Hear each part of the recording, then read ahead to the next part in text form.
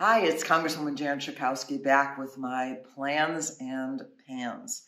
Well, this was a busy week for the president. He is back right now from his trip to Europe, to the NATO conference, to the G7 conference, and a meeting in Geneva, Switzerland with Vladimir Putin.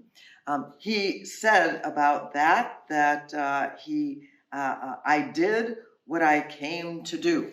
And there were a couple of missions. One of them was to explain to Putin that the United States has substantial cyber capacity, and it could damage the everyday life of Russians as well if the Russians did not stop doing cyber attacks on the United States, believing, of course, that he could do something to prevent that.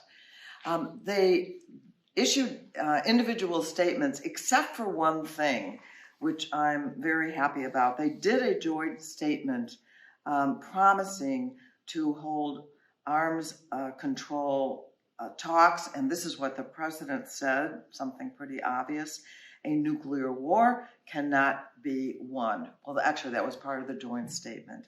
And so as someone who is anxious to remove as many nuclear weapons as possible around the world, hearing that from Russia and from the United States is very promising. This week, the Congress honored the police, the Capitol Police and the Metro DC Police, who were helping us and protecting us in that January 6th insurrection. Amazingly, there were some members of Congress who actually voted no, 21 of them. And let me just mention that my Illinois colleague, Mary Miller, was one of those who was there on the 6th of January with her husband, who was a state legislator, and she voted no to thank the police for their brave work. I think that's very disappointing. Another disappointment this week, I was actually kind of surprised.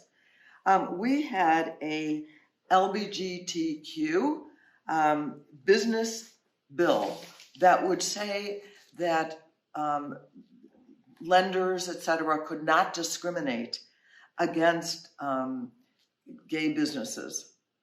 Simple. That they had to make sure that all businesses would be treated alike, like other minority groups that are mentioned that can't be discriminated against. And it failed.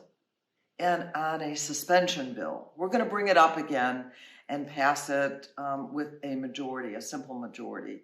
But we thought that we could get that passed on a suspension, which means that most of the members, a lot of the members, more than just a majority, vote in favor of it. 177 Republicans voted no on the simple equality bill for businesses, for the business community. I think that's a bad vote for them. So this weekend is Juneteenth. That would be on Saturday, the 19th of June.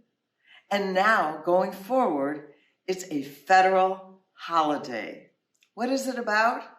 It is about 2 years after the Emancipation Proclamation was signed, a group of slaves found out about it in Texas, found out about their liberation from slavery.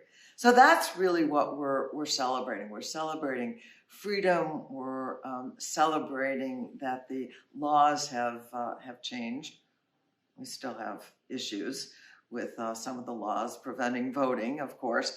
But Juneteenth is an historic day that now will be a state holiday, thanks to the legislature and the governor for signing it, and a national holiday. I was a little embarrassed to see that while the Senate did it unanimously, that there were 12 members of the House who actually voted against this national holiday. But we can certainly be celebrating it on Saturday and going forth on the 19th of June, Juneteenth. Looking forward to that. Yesterday, as a member of the Energy and Commerce Committee, we passed out 3 pieces of legislation that deal with the environment, but particularly with clean water. And think about it, in the richest country in the world, if we can't expect for everyone to have access to clean water, shame on us. And safe water. Illinois, as I may have told you before, has the highest number of service lines, that means that bring the water into the house, that has lead in it of any state in the country. And so we needed to pass a piece of legislation that said that those service lines are going to be dealt with, are going to be replaced. And the president said in his speech before Congress that he was going to see that every one of those service lines bringing lead into the home were actually,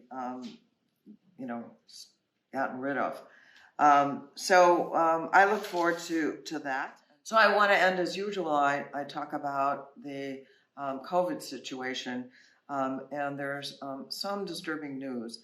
The Delta variant has reached Illinois. Now, if you are vaccinated, you don't have much to worry about because it seems to be effective against this virus. But if you are not, it is even more contagious and more dangerous than the virus that we've been dealing with. So be sure that you are vaccinated so that you can protect yourself, your family, and all the rest of your friends and loved ones. More than 12 million Illinoisans have been vaccinated. That's good news. So let's keep up the good work. Let's be safe. Happy Juneteenth over this weekend, and I'll talk to you next week. Thank you for watching my video. Make sure you subscribe to my YouTube channel and follow me on Instagram, Twitter, and Facebook, where my handle is @Jan Schakowsky.